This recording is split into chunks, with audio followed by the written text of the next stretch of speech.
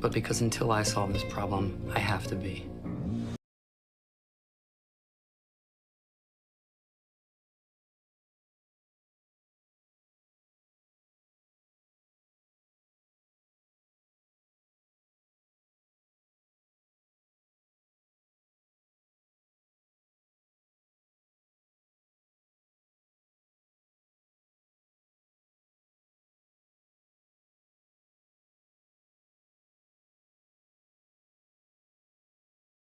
Target is a fugitive from the U.S. government.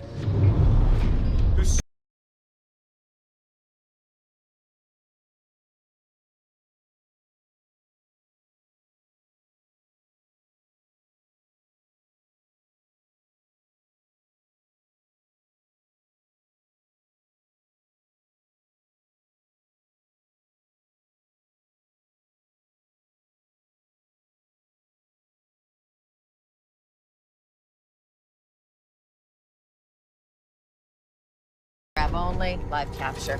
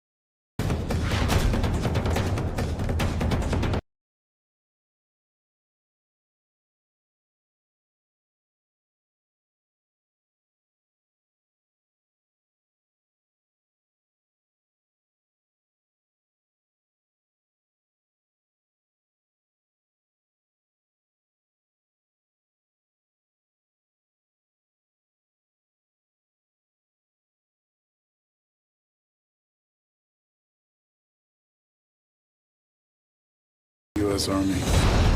You have to get as far away from me as you can. Go!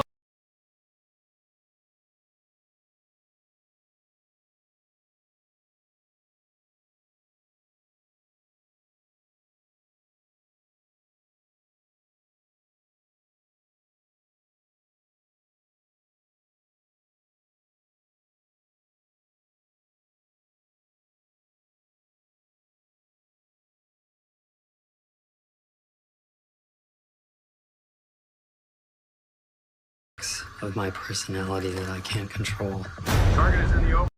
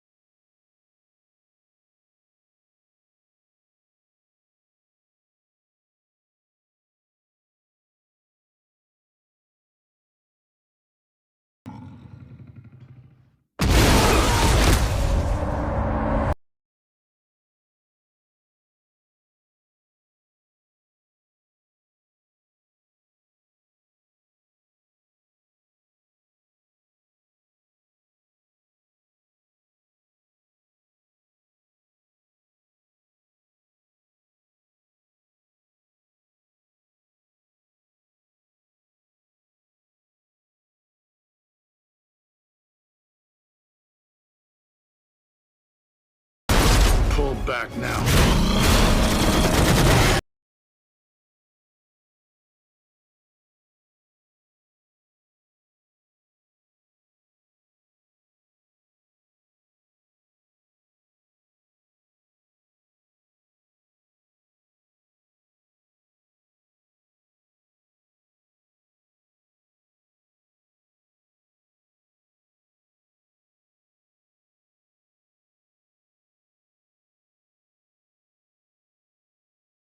He wanted a cure, a broken bar, but unleashed a force the world can't contain. Haunted by enemies, haunted by his own power, one man must control the monster within a broken bar or let it destroy everything. This is The Incredible Hulk, only on Cinema Reviews. Scientist Bruce Banner is living in hiding in Brazil, working at a bottling factory and searching for a cure to his unique condition. Years earlier, While attempting to recreate a World War II-era super soldier experiment, Banner was exposed to dangerous levels of gamma radiation. The accident caused him to transform into a massive, green-skinned creature known as the Hulk whenever his heart rate becomes too high. The U.S. military, led by General Thaddeus Thunderbolt Ross, sees the Hulk as both a threat and a potential weapon, and has been hunting Banner ever since. After an accident at the factory exposes his blood, Ross tracks Banner's location and sends a Special Forces team to capture him. Among them is Emil Blonsky,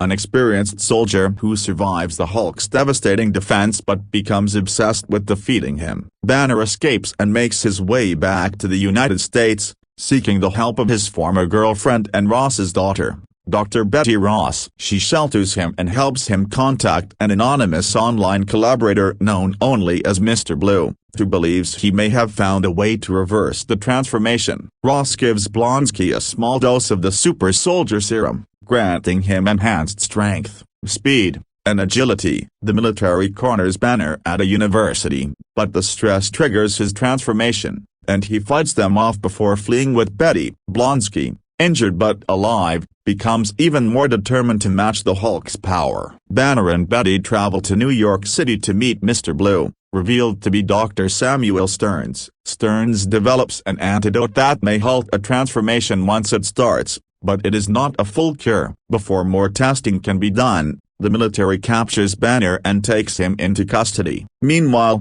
Blonsky forces Stearns to inject him with Banner's gamma-infused blood, transforming him into a monstrous, power-hungry creature called the Abomination. Rampaging through Harlem, Abomination wreaks havoc, prompting the military to release Banner so he can stop the creature. Accepting that he must use the Hulk's strength for good, Banner jumps from a helicopter to trigger his transformation. The Hulk engages Abomination in a brutal battle, eventually defeating him but sparing his life at Betty's urging. With the fight over, Banner flees once again, this time working to control the Hulk rather than suppress it entirely. In a closing scene, Tony Stark approaches Ross in a bar, hinting at the formation of a team for a larger mission. At Culver University in Virginia, General Thaddeus Ross meets with Dr. Bruce Banner, a fellow scientist and boyfriend of his daughter Betty, to discuss an experiment he claims will make humans immune to gamma radiation. In reality, it is part of his effort to revive a World War II-era super soldier program. The test fails,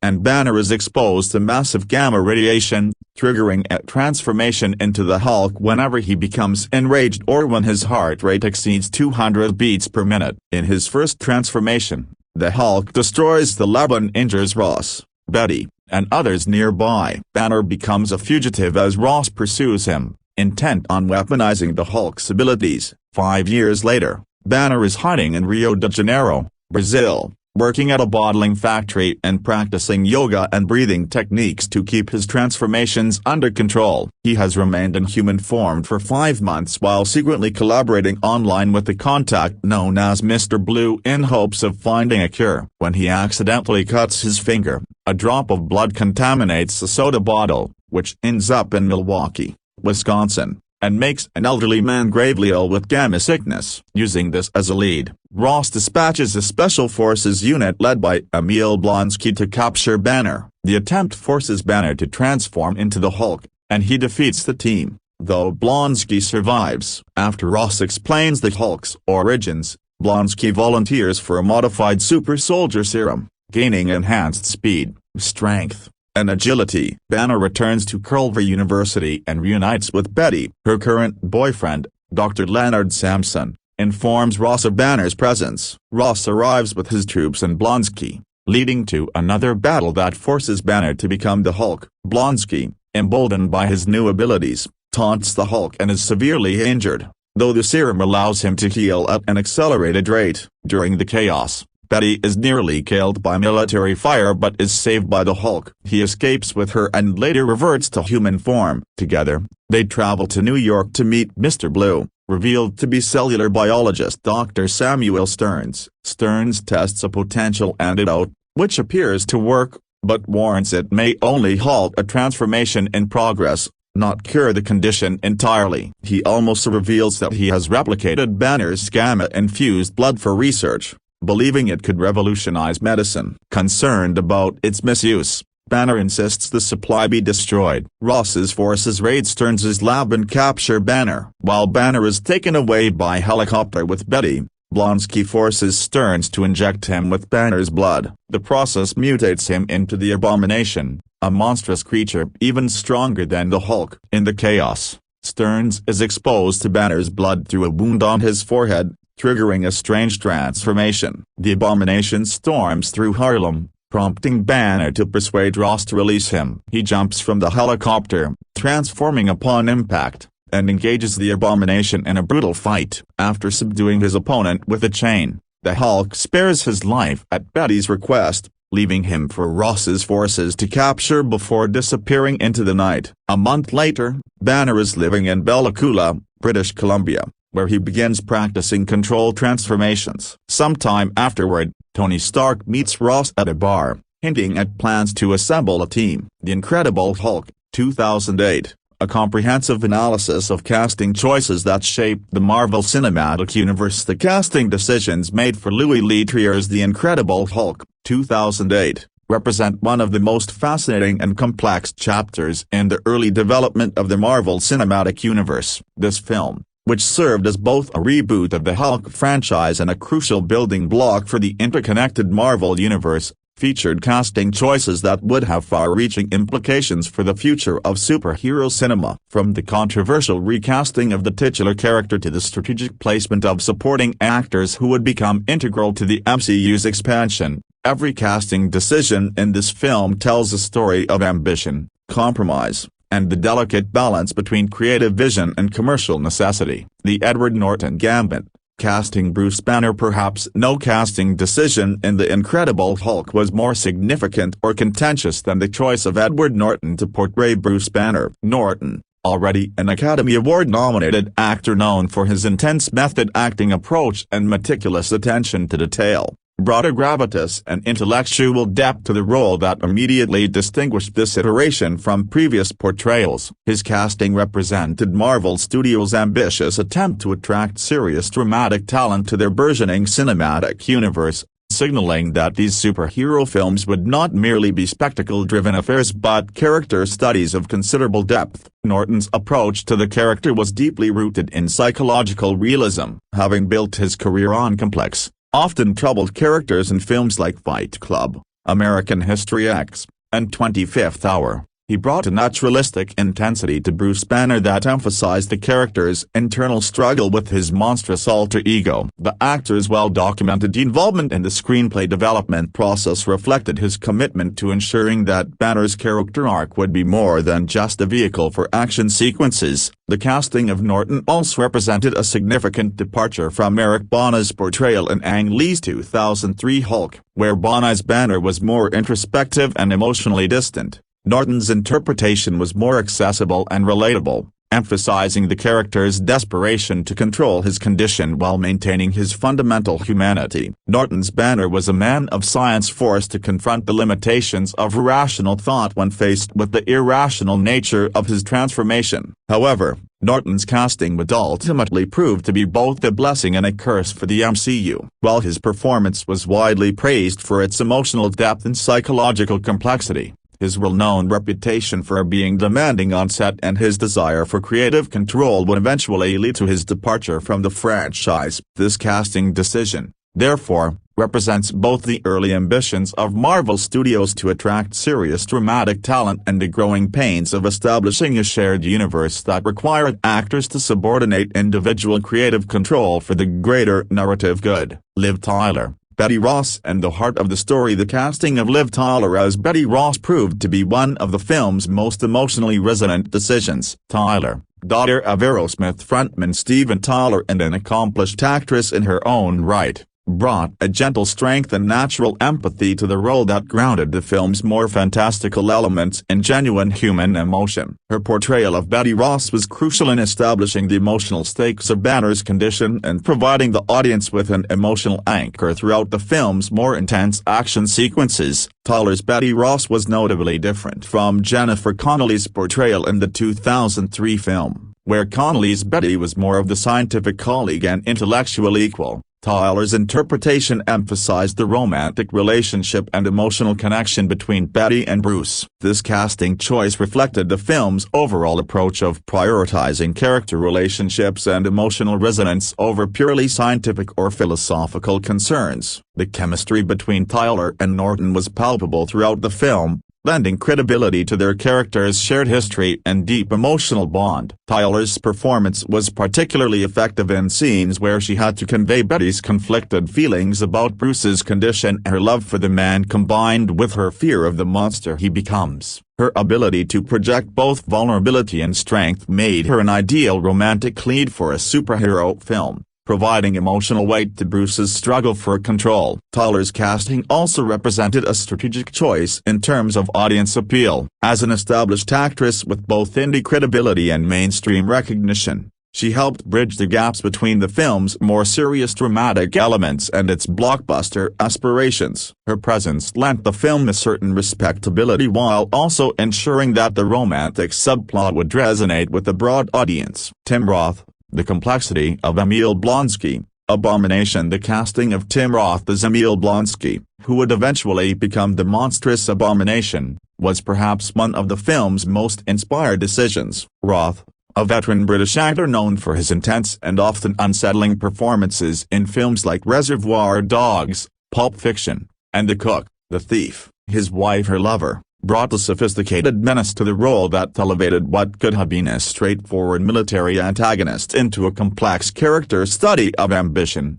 obsession, and the corrupting nature of power. Roth's Blonsky was not simply a one-dimensional villain but a character whose motivations were understandable, even sympathetic. As an aging Special Forces soldier facing the end of his career, Blonsky's desire to maintain his physical peak and combat effectiveness resonated with universal fears about aging and obsolescence. Roth played these vulnerabilities with a subtlety that made Blonsky's eventual transformation into a monster feel like a tragic fall rather than a simple turn to evil. The actor's physical performance was equally impressive. Despite being in his late 40s at the time of filming, Roth maintained the physicality necessary to convincingly portray a lead soldier while also suggesting the character's growing desperation to maintain his edge. His transformation from a disciplined military professional to an obsessed seeker of power was gradual and believable, thanks to Roth's nuanced performance. Roth's casting also represented Marvel's commitment to attracting serious dramatic talent to their villain roles. Rather than casting a typical action movie heavy,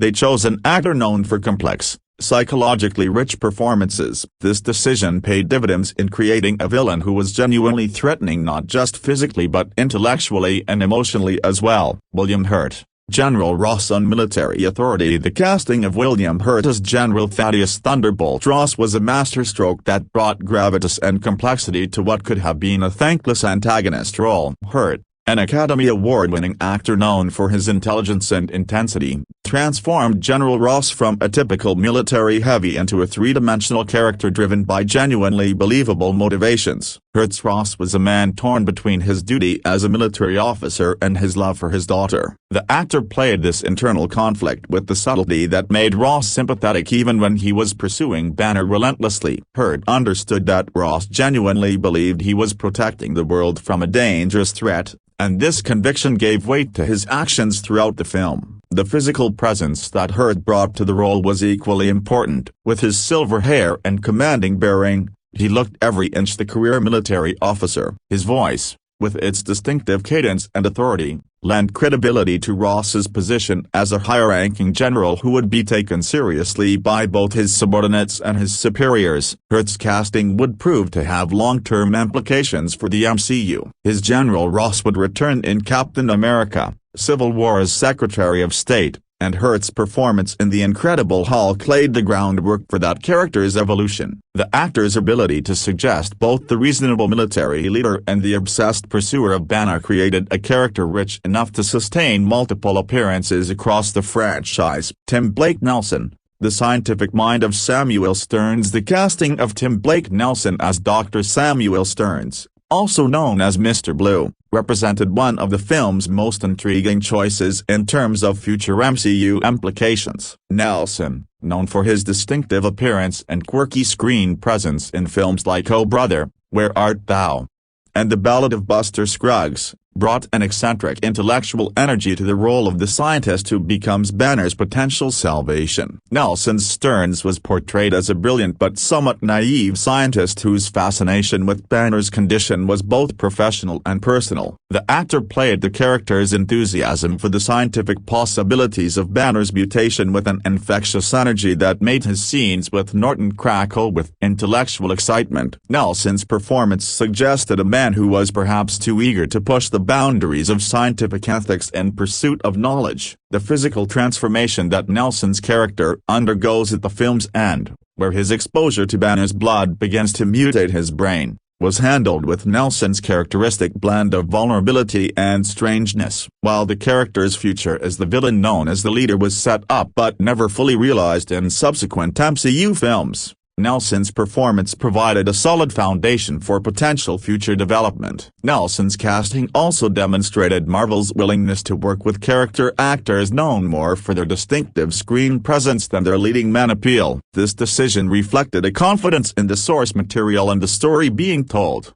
suggesting that the right actor for the role was more important than conventional star power. Lou Ferrigno, the voice of continuity. One of the film's most emotionally resonant casting decisions was the inclusion of Lou Ferrigno, the bodybuilder and actor who portrayed the Hulk in the beloved 1970s television series. Ferrigno not only provided the voice of the Hulk in the 2008 film but also appeared in a memorable cameo as a security guard. This casting choice served multiple purposes, honoring the legacy of the character while providing continuity between different iterations of the Hulk mythos. Ferrigno's involvement in the film was more than just a nostalgic nod to longtime fans. His distinctive voice, which had become synonymous with the character for many viewers, lent authenticity to the CGI Hulk that might otherwise have felt entirely artificial. The decision to use Ferrigno's voice was a recognition that some elements of character interpretation transcend individual film versions and become part of the character's essential identity. The visual cameo appearance of Ferrigno as a security guard was handled with just the right touch of humor and respect. Rather than being a distracting stunt casting choice,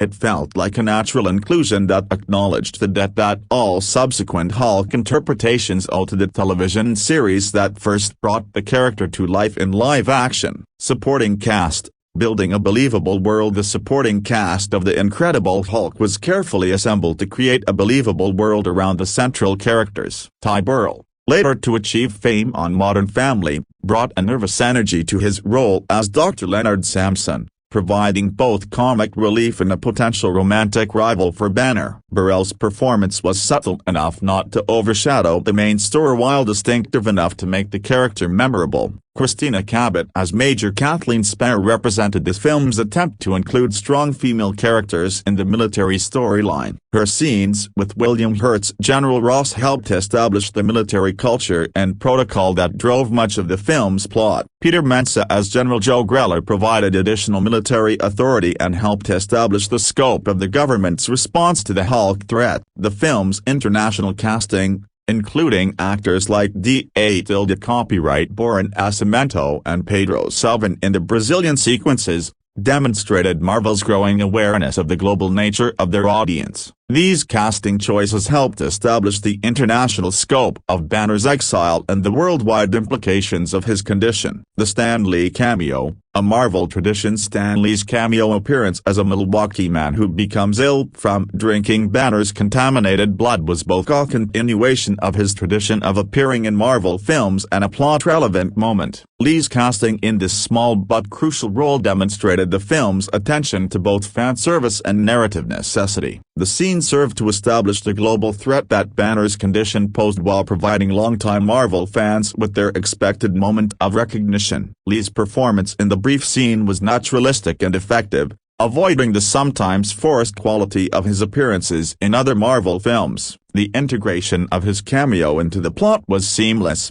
making it feel like a natural part of this story rather than an obligatory inclusion. The Robert Downey Jr. surprise. setting up the universe. Perhaps the most significant casting moment in The Incredible Hulk came in the film's final scene with the surprise appearance of Robert Downey Jr. as Tony Stark. This casting decision, kept secret during production and marketing, represented Marvel Studios' bold strategy of creating an interconnected cinematic universe. Downey's appearance, coming just 2 months after the release of the first Iron Man film, served notice that these individual superhero films were part of a larger tapestry. The casting of Downey in this crucial scene was more than just a marketing stunt. His charismatic screen presence and the momentum from Iron Man's success helped elevate The Incredible Hulk beyond a standalone film into an integral part of a larger narrative. This brief appearance established the template for how the MCU would use post-credits scenes and surprise casting to build anticipation for future films. The stunt and voice acting ensemble. The film's extensive stunt cast, including performers like Nick Alakadis, Roy T. Anderson, and Brittany Banks, who doubled for Liv Tyler, was crucial in creating the physical reality of the Hulk's world. The casting of experienced stunt performers who could handle the film's demanding action sequences while maintaining character consistency was essential to the film's success. The voice acting ensemble for the Hulk and Abomination, including contributions from J.B. Blank, J.D. Hall, Jonathan Lippo, and Fred Tatasciore alongside Ferrigno, created a layered vocal landscape for the film's monstrous characters. This ensemble approach to voice work reflected the complexity of bringing CGI characters to life in a way that felt authentic and emotionally resonant. International and cultural considerations. The film's casting reflected the growing awareness of Marvel's global audience. The Brazilian sequences featured local actors like D.A. Copyright Boran Nascimento, Pedro Salvan, and others who brought authenticity to the international portions of the story. This casting approach helped establish the global scope of Banner's exile while respecting the local cultures depicted in the film. The inclusion of actors from different backgrounds and nationalities was not just about authenticity but also about market appeal. Marvel's recognition that their films would be seen by international audiences informed casting decisions that helped make the characters and situations more relatable to viewers worldwide. Technical and behind-the-scenes casting considerations. The casting of The Incredible Hulk extended beyond the on-screen performers to include crucial behind-the-scenes talent. Larry Mayfield as casting director played a crucial role in assembling the ensemble, while the extensive visual effects team, including animators and technical directors, were essentially casting the digital performances of the Hulk and Abomination. The decision to use motion capture technology and blend it with traditional animation techniques required casting performers who could work effectively in the technical environment needed for CGI character creation. This represented a new frontier in casting, where traditional acting skills had to be combined with technical proficiency in working with digital filmmaking tools. Legacy and long-term impact. The casting decisions made for The Incredible Hulk had implications that extended far beyond the film itself. While Edward Norton's departure from the MCU meant that his Banner would be recast with Mark Ruffalo for future appearances, the supporting cast established in this film would continue to play important roles in the larger Marvel universe. William Hurt's General Ross became a recurring character, and the overall tone and approach established by the casting choices influenced how future MCU films would balance serious dramatic elements with spectacular action. The film's casting also established certain principles that would guide future Marvel productions. The emphasis on attracting serious dramatic talent, the integration of character actors alongside stars, and the careful attention to international casting considerations would all become hallmarks of the MCU's approach to ensemble building. The uncredited performances and archive footage. The inclusion of archive footage featuring Bill Bixby and other actors from the original television series represented a sophisticated approach to honoring the character's legacy while establishing the new interpretation. These casting choices, though limited to archival material, helped bridge the gaps between different versions of the character and provided emotional resonance for longtime fans. The numerous uncredited performances throughout the film, from extras to specialized roles, contributed to the overall believability of the world being created. The decision to cast local actors and real people in small roles helped ground the fantastic elements in recognizable reality. Conclusion. A casting legacy. The casting of The Incredible Hulk represents a crucial moment in the development of the Marvel Cinematic Universe. The decisions made for this film, from the choice of Edward Norton as a serious dramatic actor to tackle the lead role to the surprise inclusion of Robert Downey Jr. in the final scene, established patterns and principles that would guide Marvel Studios for years to come. The film's approach to casting combined respect for the source material with an understanding of contemporary audience expectations.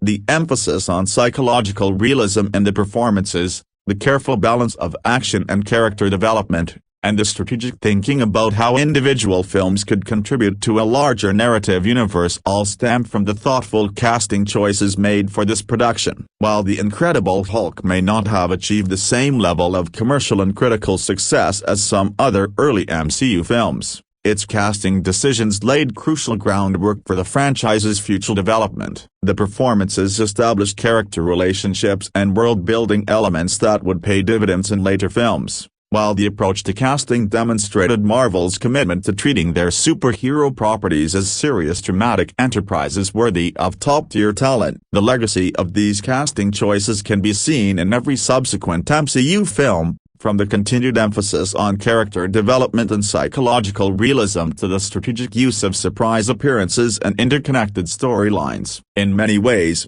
the casting of The Incredible Hulk was as much about building a universe as it was about making a single film, and the success of that larger project can be traced back to the thoughtful choices made in assembling this particular ensemble. The story of The Incredible Hulk's casting is ultimately a story about ambition, vision, and the complex process of translating beloved source material into contemporary cinema. It represents both the challenges and opportunities inherent in building a shared fictional universe, where individual creative decisions must serve both immediate narrative needs and long-term strategic goals. The cast assembled for this film helped establish the foundation upon which one of the most successful film franchises in history would be built, making their contributions far more significant than their individual screen time might suggest. In the end, the casting of The Incredible Hulk stands as a testament to the power of thoughtful ensemble building and the importance of treating each role,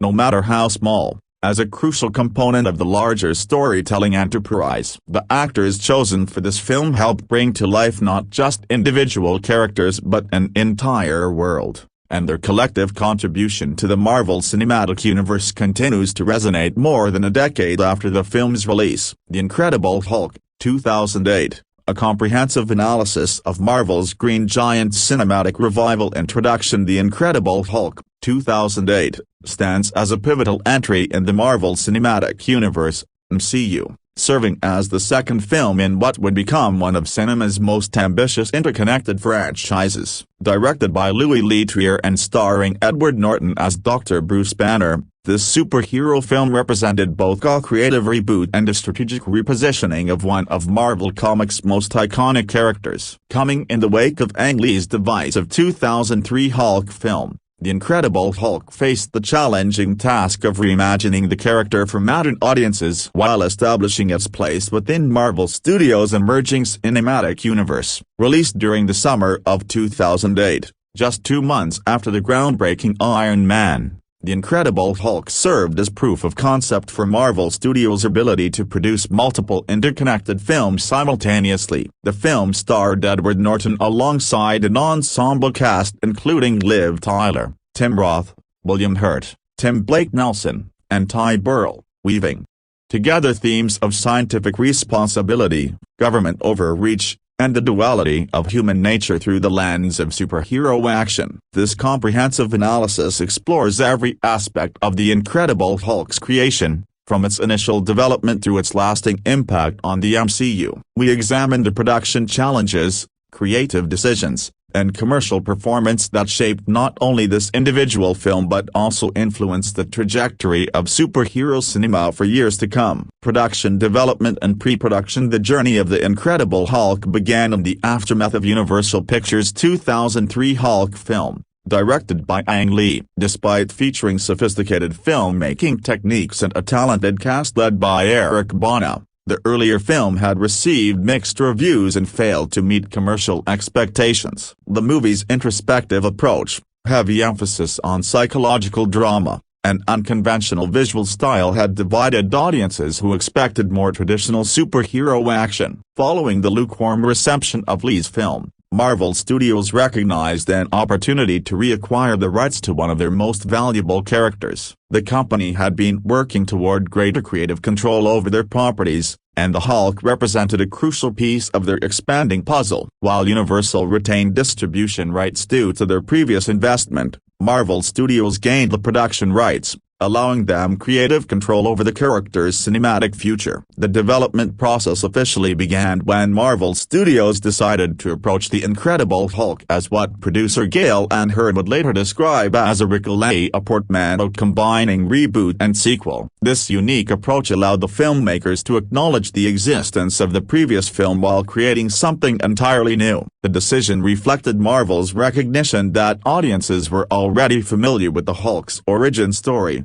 eliminating the need for another lengthy exposition sequence explaining how Bruce Banner became the green-skinned monster. Louis Leterrier emerged as the director through an interesting confluence of circumstances. The French filmmaker, known for his work on the Transporter series and Unleashed, had originally expressed interest in directing Iron Man for Marvel Studios. When Jon Favreau was ultimately chosen for that project, Marvel offered Leterrier The Incredible Hulk instead. Initially reluctant due to concerns about following Lee's distinctive style, Leterrier was reassured when Marvel explained that they wanted a completely different approach. Leterrier brought a unique perspective to the project, drawing heavily from comic book source material rather than attempting to replicate Lee's cinematic vision. His primary inspiration came from Jeff Loeb and Tim Sale's Hulk, Grey, a retelling of the character's first appearance that emphasized both the monster's power and Banner's humanity. Throughout pre-production, Leterrier pinned comic book panels to his office walls, meticulously planning how to translate specific images and sequences directly to film. The screenplay development process proved particularly complex, involving multiple writers and significant rewrites. Zach Penn, who had written a draft of the original Hulk film in 1996, returned to craft the initial script. Penn's approach aimed to bridge the gaps between Lee's film and audience expectations, creating something that acknowledged the previous movie's existence while offering a distinctly different tone and style. His script emphasized action and adventure over psychological introspection, drawing inspiration from the beloved 1970s-1980s television series starring Bill Bixby and Lou Ferrigno. Penn included several elements from his unused 1996 script, including the dramatic sequence where Banner jumps from a helicopter to trigger his transformation and the subplot exploring Banner's inability to maintain intimate relationships due to his condition. After completing 3 drafts, Penn departed the project in early 2007 to promote his film The Grand, leaving the script in need of further development. Edward Norton's involvement transformed the project significantly. The Academy Award-nominated actor had long been interested in playing the Hulk, having expressed interest in the role during the development of Lee's film. When Marvel approached Norton in April 2006, he negotiated a deal that included both acting and writing responsibilities. Norton's contract required him to deliver a screenplay draft within a month, which he did, continuing to polish and refine the script throughout pre-production and even during principal photography. Norton's rewrite fundamentally altered the film's structure and tone. He repositioned the movie as a complete reboot, distancing it from Lee's version while maintaining respect for the character's comic book origins. The actor removed the character of Rick Jones, a Banner ally from the comics, and significantly reduced the presence of SHIELD,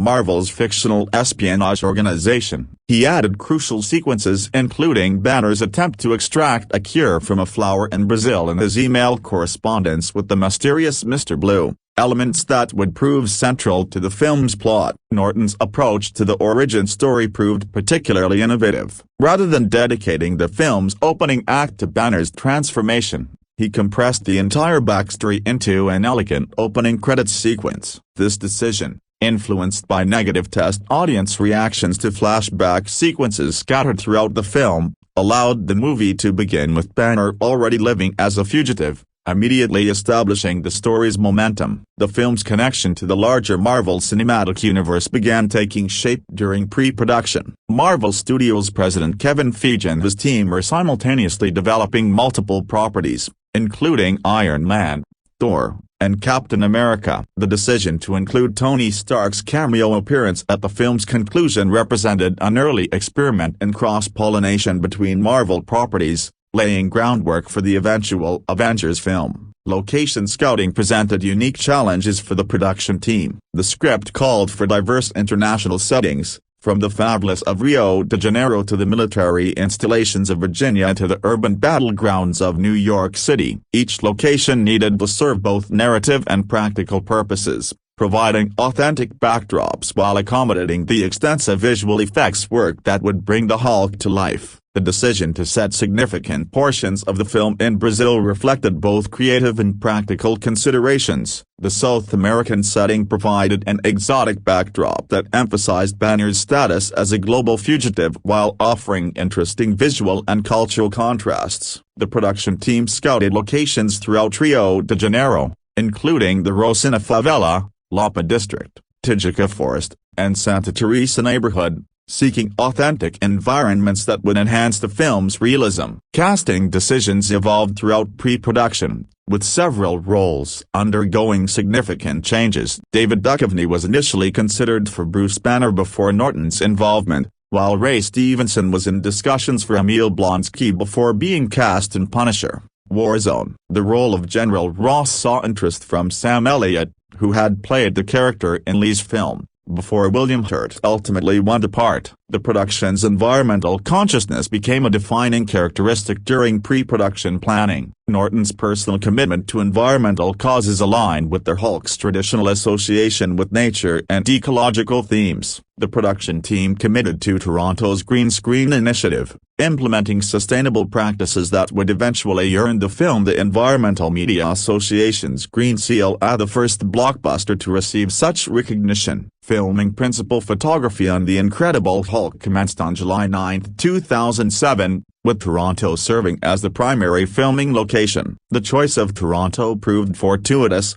as Mayor David Miller, a professed Hulk fan, promised extensive cooperation with the production. This support proved crucial for the film's climactic sequences, which required closing major downtown streets for extended periods. The film's production schedule spanned 88 days, with shooting divided between multiple locations to capture the story's global scope. Toronto doubled for various American locations, with the University of Toronto and Morningside Park standing in for the fictional Culver University where much of the film's first act takes place. The production constructed elaborate sets, including a glass wall over a university walkway that would be destroyed during Banner's transformation sequence. Director Louis Trier faced unique challenges throughout filming, not least of which was directing 4 separate units while suffering from a broken foot. This physical limitation required creative solutions and demonstrated Trier's commitment to maintaining hands-on control over all aspects of the production. His dedication to practical effects and authentic action sequences meant supervising complex stunt work and coordinating with multiple visual effects teams simultaneously. The Toronto filming incorporated several innovative techniques to create the film's signature action sequences. The Culver University battle,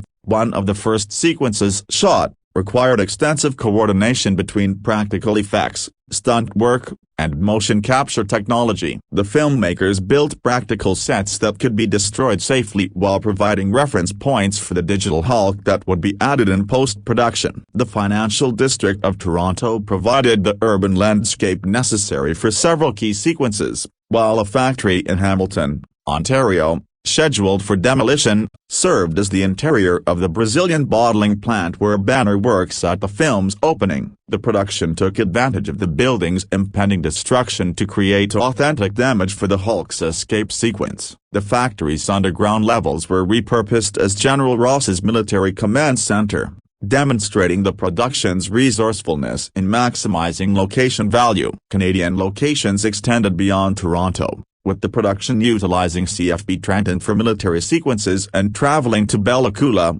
British Columbia, to capture the glacier setting for the film's epilogue. These diverse Canadian locations provided the production with significant cost savings while offering authentic environments that enhanced the film's visual scope. Following the Canadian shoot, the production moved to New York City for a week-long filming period that captured the urban authenticity necessary for the film's climactic battle. The Harlem sequences required careful coordination with city authorities and local residents, as the production created elaborate practical effects representing the destruction caused by the Hulk and Abomination's confrontation. The Brazilian portion of filming presented unique challenges and opportunities. Over 2 weeks, the cast and crew worked in Rio de Janeiro's diverse neighborhoods, capturing the vibrant culture and stunning landscapes that would establish Banner's life in exile. Filming in Rocinha, one of South America's largest favelas, required sensitive cultural awareness and extensive security measures. The production's respectful approach to local communities helped create authentic sequences that avoided stereotypical representations of Brazilian life. Santa Teresa's historic architecture and Tijuca Forest's natural beauty provided additional Brazilian locations that enhanced the film's visual palette. The contrast between Rio's urban density and natural landscapes reinforced themes of Banner's internal struggle between his human and monstrous natures. Motion capture technology played a crucial role throughout filming,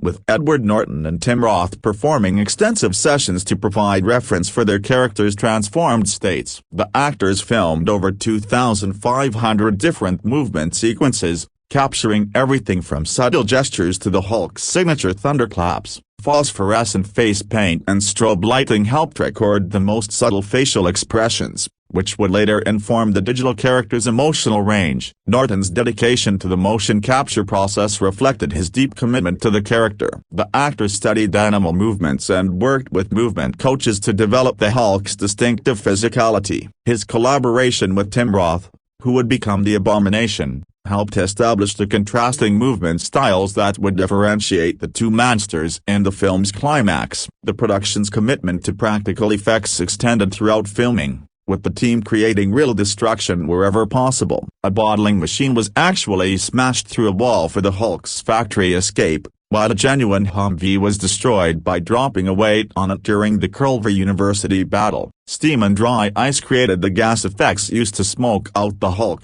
while controlled explosions provided the fire and smoke for the helicopter crash sequence. Stunt work required exceptional coordination, particularly for sequences involving the enhanced abilities of characters like Emil Blonsky. Tim Roth worked with military and weapons experts to develop authentic soldier behavior, though his character's aging prevented him from performing all his own stunts. Professional stunt performer Cyril Raffaelli handled many of Blonsky's more demanding physical sequences, including the wire work necessary to simulate his superhuman running speed of 30–40 miles per hour. The film's environmental initiatives continued throughout filming, demonstrating the production's commitment to sustainable practices. Hybrid and fuel-efficient vehicles were used whenever possible, powered by low-sulfur diesel. Construction departments used sustainably harvested yellow pine instead of lawn fir sets, while zero or low-vac paints minimized environmental impact. Sets were generally recycled or donated to environmental organizations after filming concluded. Additional sustainable practices included the use of cloth bags, biodegradable food containers, china and silverware utensils, and individual stainless steel mugs for crew members. A specialized contractor removed bins and recycled paper, while biodegradable soap and cleaners were used in trailers and production offices. The sound department utilized rechargeable batteries, further reducing waste. Weather presented ongoing challenges throughout the international shoot, particularly during the Brazilian sequences where tropical conditions affected equipment and required constant adaptation. The production's flexibility in adjusting to local conditions helped capture authentic atmospheric elements that enhanced the film's realism. The integration of multiple international crews required careful coordination and cultural sensitivity. Local Brazilian, Canadian, and American crew members brought different working styles and technical approaches, necessitating clear communication and mutual respect. This international collaboration ultimately enriched the production, bringing diverse perspectives and expertise to bear on the film's creation. Post-production on The Incredible Hulk represented one of the most technically challenging aspects of the entire production, requiring the seamless integration of practical footage with extensive digital visual effects. The process was further complicated by creative differences between director Liv Tyler, star Edward Norton, and Marvel Studios executives regarding the film's final cut and overall direction. The editing process began while filming was still underway, with editor Rick Shane working alongside John Wright and Vincent D'Abelin to assemble the massive amount of footage. Over 70 minutes of additional material, primarily dealing with Banner's origin story, had been filmed but was ultimately excluded from the final cut. Much of this backstory material was unscripted, with the filmmakers uncertain whether to include it in the theatrical release or save it for potential internet release or special edition versions. Kyle Cooper, creator of the iconic Marvel Studios logo featuring flipping comic book pages, played a crucial role in condensing the extensive origin material into the film's opening credits sequence. This elegant solution, similar to his work on the Iron Man opening that detailed Tony Stark's biography, allowed the film to acknowledge Banner's transformation while immediately establishing the present-day narrative tension. The decision to compress the origin story into the opening credits emerged from negative test screening reactions. Early cuts of the film included flashback sequences scattered throughout the narrative, but audiences found these too similar to Ang Lee's Hulk and disruptive to the film's pacing. Liv Tyler and the editing team responded by moving all backstory material to the film's opening, creating space for the more action-oriented present-day storyline. One of the most significant casualties of the editing process was an extended opening sequence featuring Banner in the Arctic attempting suicide. This powerful scene, which concluded with a glimpse of Captain America's frozen form in the ice, was deemed too dark for the film's opening but too important to lose entirely within the credits montage. The sequence demonstrated the filmmakers' awareness of the larger Marvel Cinematic Universe while exploring Banner's psychological state in ways that would have added depth to his character. That dispute over the film's final running time became a matter of public speculation during post-production. Norton and Liv Tyler preferred a version approaching 135 minutes, while Marvel Studios and Universal Pictures insisted on keeping the film under 2 hours for commercial considerations. This disagreement reflected broader creative tensions between Norton's vision for more character-driven film and the studio's desire for a streamlined action-adventure. Norton publicly addressed these reports, stating that the healthy process of collaboration had been misrepresented as a dispute and that he refused to let the controversy overshadow the film itself. His diplomatic response demonstrated professional maturity while acknowledging the creative tensions inherent in big-budget filmmaking. The visual effects work represented the film's most technically demanding post-production challenge. Over 700 effects shots were created, requiring coordination between multiple studios and thousands of hours of digital artistry. Liv Tyler chose Rhythm Hue Studios to handle the computer-generated imagery, departing from Industrial Light Magic, which had created the visual effects for Lee's film. This decision reflected the director's desire to create a distinctly different visual approach to the character. The Hulk's digital design underwent extensive development during post-production. Visual effects supervisor Kurt Williams envisioned the character's physique as resembling a linebacker rather than a bodybuilder, emphasizing functional strength over aesthetic muscle definition. Dale Keown's comic book artwork served as primary inspiration, with the team working to translate the artist's dynamic style into convincing digital form. A height of 9 feet was chosen for the Hulk to maintain his intimidating presence without making him appear too inhuman. Computer programs were developed to control the inflation of his muscles and the saturation of his skin color based on emotional states, drawing inspiration from human physiological responses like flashing. The animators determined that green blood would darken rather than lighten his skin,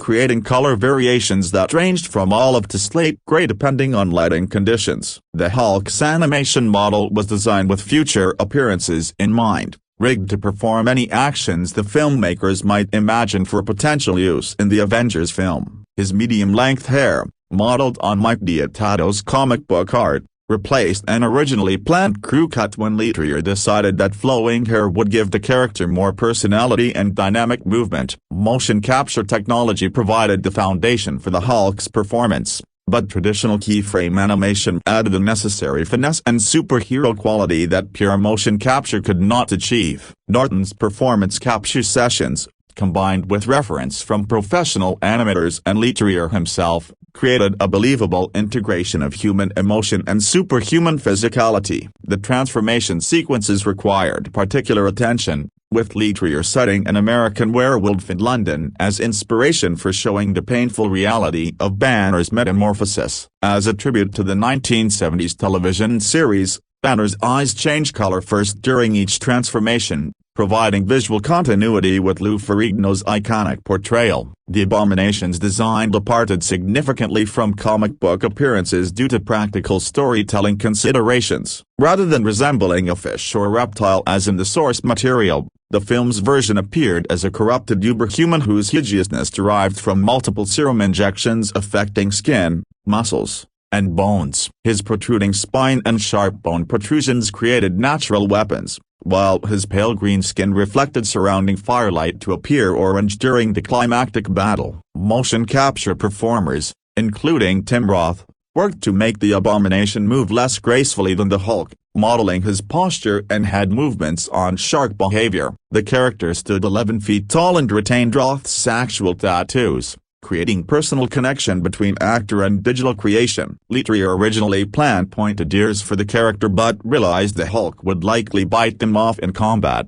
demonstrating attention to realistic fight choreography. Image Engine, a Canadian visual effects company, spent over a year perfecting a single shot where Banner's gamma-irradiated blood falls through 3 factory floors into a soda bottle. This sequence, crucial to the film's plot development, required precise attention to fluid dynamics and realistic physics simulation. The practical effects team, led by Tom Woodruff Jr. of Amalgamated Dynamics, created prosthetic elements and animatronic components to complement the digital work. While a full animatronic Hulk was never completed due to production complexity concerns, prosthetic hands served as practical reference points for actors to interact with during filming. An animatronic head was created for Samuel Stern's mutation sequence, demonstrating the continued relevance of practical effects in digital filmmaking. Sound design and music integration occurred simultaneously with visual effects work,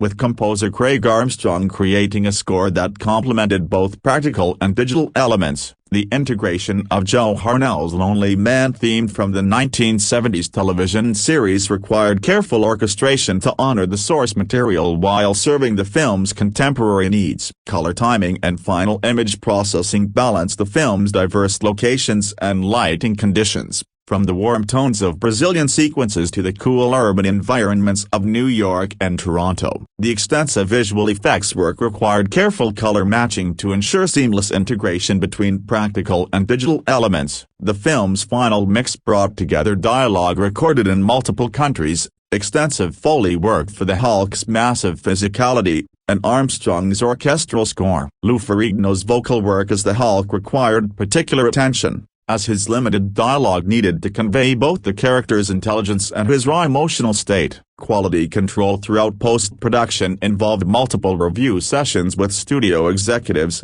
test screenings with preview audiences, and technical evaluation by visual effects supervisors. The collaborative process, despite creative disagreements, ultimately produced a cohesive final product that satisfied both commercial and artistic requirements. Music. The musical score for The Incredible Hulk, composed by Craig Armstrong, represented a crucial element in establishing the film's emotional landscape and connecting it to the broader tradition of Hulk media. Armstrong's selection as composer came through director Louis Leterrier's appreciation for the musician's work with Massive Attack, the innovative British electronic music collective known for their cinematic and atmospheric compositions. Armstrong brought an unusual background to superhero film scoring, having primarily worked as an arranger and producer for artists like Massive Attack, U2, and Madonna before transitioning to film composition. His previous film work included Kiss of the Dragon, 2001, Moulin Rouge, 2001, and Love Actually, 2003, demonstrating versatility across genres but limited experience with large-scale action films. This unconventional choice surprised Marvel Studios executives, who questioned whether Armstrong had the necessary experience for a major superhero production. Liv Tyler's confidence in Armstrong proved well-founded, as the composer approached the project with fresh perspective unconstrained by superhero film conventions. Armstrong's electronic music background brought subtle technological elements to the score, appropriate for a story centered on scientific experimentation and technological transformation. His understanding of atmospheric music served the film's quieter, more introspective moments, particularly sequences focusing on Banner's internal struggle. The development of the film's musical themes began during pre-production, with Armstrong studying the character's comic book history and previous media appearances. His research led him to Joe Harnell's iconic Lonely Man theme from the 1970s television series starring Bill Bixby and Lou Ferrigno. Harnell's melancholic piano melody had become synonymous with the character's tragic nature, representing Banner's isolation and the sadness inherent in his condition. Armstrong's integration of the Lonely Man theme into his contemporary score required delicate balance between homage and innovation. The original theme's simple, haunting melody needed to serve the film's more action-oriented approach while retaining its emotional resonance. Armstrong wove variations of Harnell's theme throughout the score, using it as both nostalgic reference and emotional anchor for Banner's character development. The composer structured his score around several key musical themes reflecting different aspects of the story. Banner's human theme, built around variations of the Lonely Man, emphasized his intelligence, compassion, and inner pain. The Hulk's theme incorporated more aggressive orchestral elements, including heavy percussion and brass sections, representing raw power and uncontrolled emotion. General Ross received military-inspired themes featuring snare drums and martial brass arrangements, while Betty Ross's theme provided romantic counterpoint through string arrangements and gentler orchestration. Armstrong's orchestration choices reflected the film's international scope and diverse emotional register. Brazilian percussion instruments and melodic elements enhanced the Rio de Janeiro sequences, creating authentic cultural atmosphere while maintaining thematic continuity. The composer worked with local musicians during the Brazilian filming to ensure accurate representation of regional musical styles. The transformation sequences required particularly sophisticated musical approach, as Armstrong needed to bridge Banner's human themes with the Hulk's more aggressive motifs. These musical metamorphoses paralleled the character's physical transformation, using orchestral techniques like accelerating rhythms, rising pitch sequences, and increasing volume to mirror the biological changes occurring on screen. Armstrong's electronic music background proved valuable in scoring the film's technological elements, particularly sequences involving military equipment, scientific experimentation, and computer interfaces. Subtle synthesizer elements and processed acoustic instruments created modern atmosphere without overwhelming the orchestral foundation. This hybrid approach reflected the story's themes of scientific advancement and human consequence. The score's recording sessions took place in London with the full orchestra, allowing Armstrong to achieve the dynamic range necessary for both intimate character moments and large-scale action sequences. The composer conducted many sessions personally, ensuring precise interpretation of his musical intentions. Additional recording sessions in various locations captured authentic environmental sounds and local musical elements that enhanced specific sequences. Liv Tyler's suggestion for a 2-disc album release initially seemed like a joke to Armstrong, who couldn't imagine generating enough musical material to fill 2 complete discs. However, as he compiled the album and Marvel executives questioned why they had received only 1 disc, Armstrong realized the extent of his compositional output. The final soundtrack release included not only the primary score but also additional cues, alternate arrangements, and extended versions of key themes. The integration of source music presented a challenging emotional journey accomplished through careful orchestration and thematic development. Armstrong's work on The Incredible Hulk demonstrated how contemporary composers could honor classic themes while creating original musical statements. His respectful integration of the Lonely Man theme provided emotional continuity with beloved previous versions while establishing musical foundation for potential future films. The score's success contributed to Armstrong's reputation as a film composer capable of handling large-scale productions while maintaining artistic integrity. The legacy of Armstrong's score extended beyond the film itself, as elements of his musical approach influenced subsequent MCU films featuring the Hulk character. While Mark Ruffalo's portrayal in later films required different musical treatment, Armstrong's emphasis on the character's dual nature and emotional complexity provided template for future composers working with the character. Released theatrical. The theatrical release of The Incredible Hulk represented a crucial moment for Marvel Studios as the company sought to establish its credibility as an independent film production entity. Following the unprecedented success of Iron Man just 2 months earlier, The Incredible Hulk faced the challenge of proving that Marvel's initial triumph was not a fluke while establishing its own distinct identity within the emerging Marvel Cinematic Universe. The film's premiere took place on June 8, 2008, at the Gibson Amphitheater in Universal City, California, an event that brought together cast, crew, industry professionals, and media representatives. The premiere served multiple purposes, celebrating the completion of a challenging production,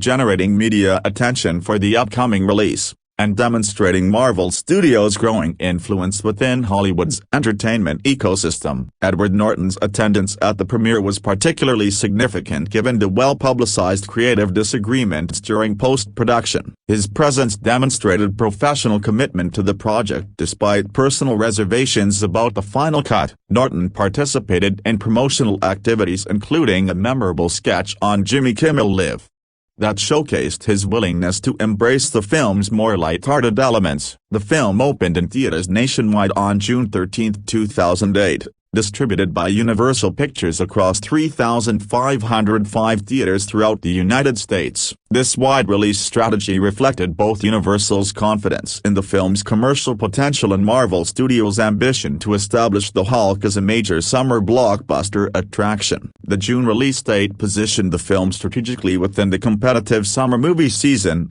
following Iron Man's success while preceding other major franchise releases. The Incredible Hulk was specifically designated as part of Phase 1 of the Marvel Cinematic Universe, a marketing strategy that helped audiences understand its place within Marvel's larger storytelling framework. This positioning was reinforced by the film's connections to Iron Man, including Tony Stark's cameo appearance and shared references to SHIELD and the emerging superhero community. Marketing efforts emphasized the film's differences from Ang Lee's 2003 Hulk while celebrating the character's comic book heritage. Universal's marketing department, led by Executive Vice President Stephanie Sperber, acknowledged audience disappointment with the previous film and positioned The Incredible Hulk as the version fans had always wanted. This strategy required delicate balance between distancing the new film from its predecessor while avoiding direct criticism that might alienate potential viewers. Promotional partnerships extended the film's marketing reach across multiple consumer categories.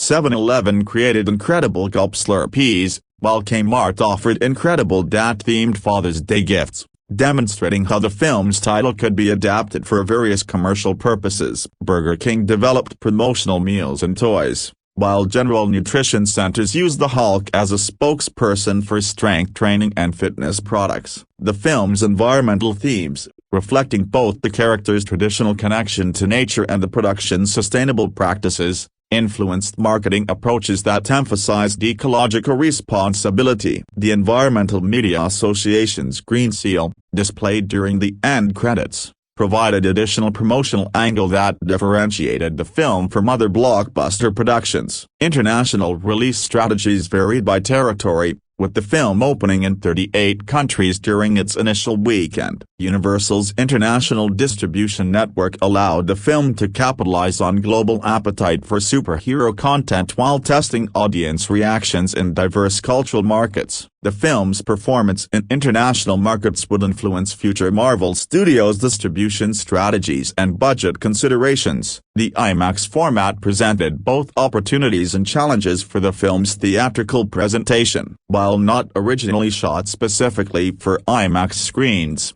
The Incredible Hulk was formatted for the premium large-format experience, enhancing the visual impact of action sequences and the Hulk's massive presence. However, the film's initial theatrical run did not include widespread IMAX release, a limitation that would be addressed years later through Marvel Studios' anniversary programming. Critical reception during the theatrical run reflected divided opinion about the film's approach and execution. Early reviews acknowledged improvements over the 2003 film while questioning whether the new version achieved its full potential. The film's darker tone and more action-oriented approach satisfied some critics while leaving others longing for deeper character development and thematic complexity. Audience reactions during the theatrical run provided valuable feedback for Marvel Studios' future projects. Exit polls and audience surveys revealed satisfaction with the film's action sequences and visual effects while suggesting desires for more character development and emotional resonance. These insights influenced subsequent MCU films, particularly regarding the balance between spectacle and substance. The film's box office performance during its theatrical run would ultimately influence Marvel Studios' approach to future Hulk projects and the character's role within the larger MCU framework. While commercially successful, The Incredible Hulk's earnings fell short of Iron Man's unprecedented performance, raising questions about the character's standalone commercial viability versus his value as part of ensemble projects. Special promotional events during the theatrical run included appearances by cast members at Comic-Con conventions, television interviews, and regional premieres. These events helped maintain audience interest while providing platforms for discussing the film's place within Marvel's expanding universe and potential future developments. The theatrical run's conclusion marked the end of one phase of the film's commercial life while beginning its transition to home video and eventual streaming platforms. The performance metrics gathered during theatrical release would inform distribution strategies for subsequent formats while providing baseline measurements for evaluating the film's overall commercial success. Home media. The home video release of The Incredible Hulk on October 21, 2008,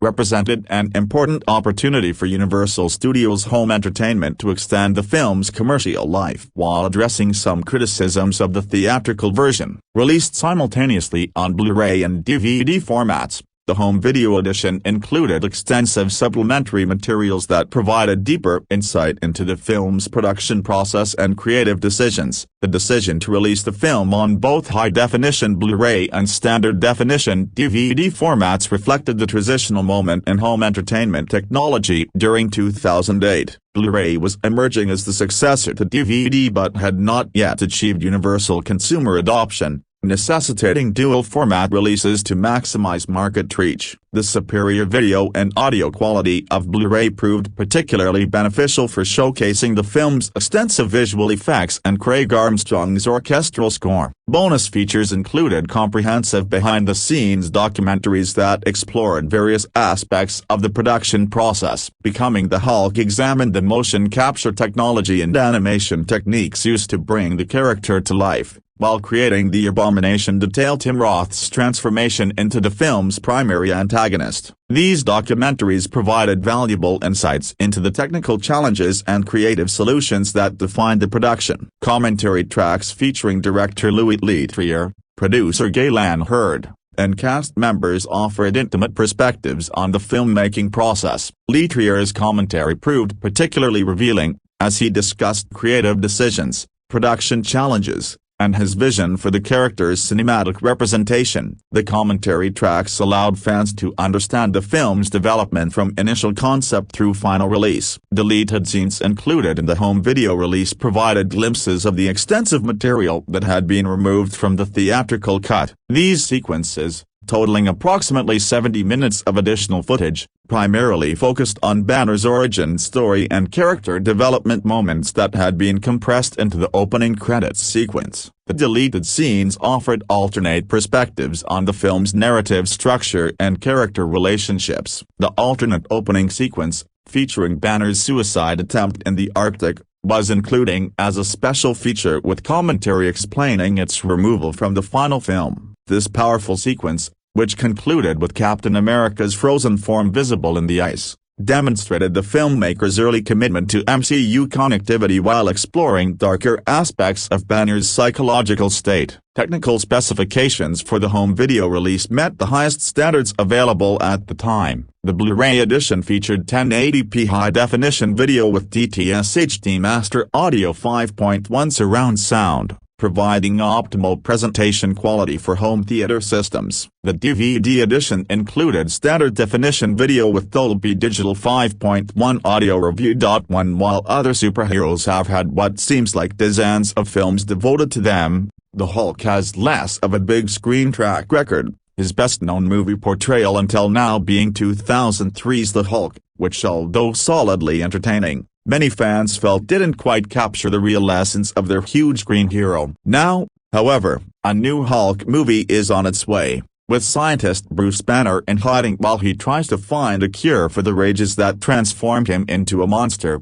but facing attempts to track him down both from the U.S. military and arch-villain Emil Blonsky. With Edward Norton starring as Banner, and his destructive alter ego, The Incredible Hulk is an action-packed treat for all movie lovers. Review. Two current fans of the MCU have come to know Dr. Bruce Banner aka the Hulk as a friendly, wisecracking, selfie-taking, and athleisure-wearing supporting muscle for the other Avengers. But before he was making cocktails and a broken bar babies, the Hulk was once an extremely complicated and emotionally unpredictable character who you could not trust with a hard tackle. And while we all really hope to see Mark Ruffalo's take on the character to eventually get his own headlining outing, we must also remember that the MCU does indeed have a solo Hulk film. A film about a man who is terrified of his own powers and is forced to live in isolation in order to protect everyone. And while it's certainly a departure from the less complex version we have in the MCU today, this movie is set in the same continuity, and sets up all the context for the Hulk's initial involvement in the Avengers. The Incredible Hulk came out in 2008. Shortly after Iron Man, and fans were intrigued to see what Marvel would do with the character after the failed adaptation released just 5 years before it. Now, the Hulk may be a household name nowadays, but similar to Iron Man, this was a character that was not as widely known by non-comic book readers. With Robert Downey Jr. being the one to kick off the MCU, Marvel wanted an established A-list actor with box office draw to take on the mantle of their next Avenger. Louis Trier cited the Hulk Grey comic book title as his key inspiration for the film. The comic book was a modern retelling of the character's origin and included more dark material to match today's audiences. When Marvel approached Edward Norton, he insisted on rewriting the script to suit his own ideas of the character. Trier recalled this in an interview for the movie, stating, quote, "Edward's script has given Bruce's character real gravitas. Admittedly, I'm not the most adult director, but just because we're making a superhero movie, it doesn't have to appeal to just 13-year-old boys. Ed and I both see superheroes as the new Greek gods, and had this film gone differently behind the scenes, Edward Norton would still be the Hulk to this day." I got to admit I have mixed feelings about that thought, but with Iron Man being a smash hit with critics and fans, Marvel was hard at work at fast-tracking production on their other properties. The Hulk, of course, has been seen in live action before with the hit TV 1970s TV series starring Lou Ferrigno, and the 2003 live-action adaptation by Ang Lee simply titled Hulk. This movie doesn't break any new ground, but in many ways this is the closest thing to an MCU solo Hulk movie that we're going to get. See, the film rights to the Hulk are not actually owned by Marvel, even though they do have the rights to the character still. So we're able to get team-up movies like Thor Ragnarok and the Avengers without Disney being able to fully devote a solo title to the big guy. But as always, what's important here is how this movie holds up all these years later. So, let's all take a deep breath and grab our scratchiest pants, And let's get into 2008's The Incredible Hulk. The Incredible Hulk stars Edward Norton as a titular green giant green hero. It was directed by Now You See Me and Fast X director Liv Tyler. It's the second film ever to enter the MCU, and despite having different actors in the role, the movie is canon to the original MCU timeline, meaning this is still our current Hulk, and this story is very much part of the life and times of this guy. This movie doesn't waste time retreading Hulk's origin, which we saw in Ang Lee's 2003 take on the film, but it does utilize the opening credit sequence to recap how Bruce gets his powers and how he almost kills Betty Ross, the love of his life and daughter to General Ross, after the first time he hulks out. The sequence is similar in tone to the Sam Raimi Spider-Man movies, which did the same sort of recap of the previous film's events in the opening titles. It's worth mentioning that Banner's comic book origin is slightly different. The Hulk was debuted in 1962 in his very own comic book series called Ready for It? The Incredible Hulk, created by Stan Lee and Jack Kirby. The original version of the character suffered from dissociative personality disorder, with the Hulk being Banner's alter ego. It's a similar situation to the idea of Dr. Jekyll and Mr. Hyde, and this movie does attempt to make a more somber and dark Bruce Banner, as he resents and fears his alter ego and doesn't see it as something to be used, but subdued. So, Banner is living off the grid after the incident that nearly killed Betty, played by Liv Tyler in this movie, which definitely adds points. He's living in Brazil in a minimal apartment with minimal accommodations and working a job that provides minimal stress. He's also taking martial arts lessons and learning to control his rage through intense breathing exercises. The goal is for him to stay off the American government's radar long enough to find a cure for his condition. Now, this movie's tone is slightly different than what we've come to expect from Marvel. It's not ultra dark or anything, but it certainly takes itself more seriously. I do love some of the smaller details in the movie though, like Bruce's heart rate monitor and how you can hear it beeping every time his blood pressure goes up. That's a nice touch. Bruce works as a maintenance guy at a soda bottling factory in Brazil, and when he accidentally lets his blood drop into a bottle, Stan Lee drinks it, and the effect will lead to the government tracking down Bruce's hideout in Brazil. It's about 20 minutes into the movie where we get our first Hulk transformation, when General Ross and his right-hand man Emil Blonsky, played by the legendary Tim Roth,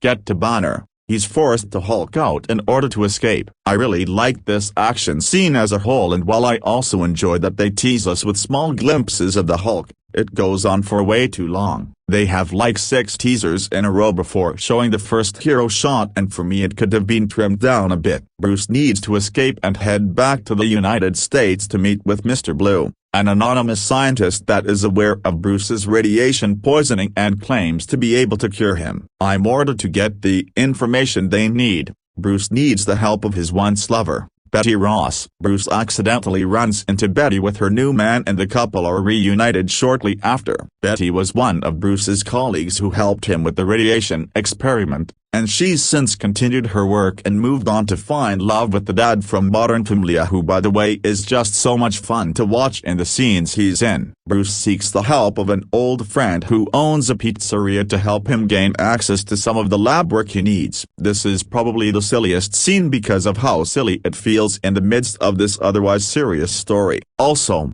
Martin Starr is in this scene right here, and he's also a teacher in Spider-Man's Homecoming trilogy. So Broken Bar, does that mean that he's the same person? Now, you'd think this would be more complicated considering that Betty's father is the one hunting him, but the movie doesn't waste any time. They just say Betty hasn't spoken to her father in years, and that's that. I'm actually a little bit disappointed in the approach to this relationship. I think when you have an interesting angle like the villain being related to a supporting hero character, there should be some recourse to that, and there should be some gray area to experiment with. But alas, nothing comes from it. The movie does have a few fun Easter eggs and homages that nowadays would seem standard, but at the time were really fun. We see things like Lou Ferrigno making a cameo, a joke about the purple pants, and more. Betty and Bruce meet with Mr. Blue, played by Tim Blake Nelson, who I'm always happy to see in a movie. Blue attempts to cure Bruce and unfortunately is unsuccessful.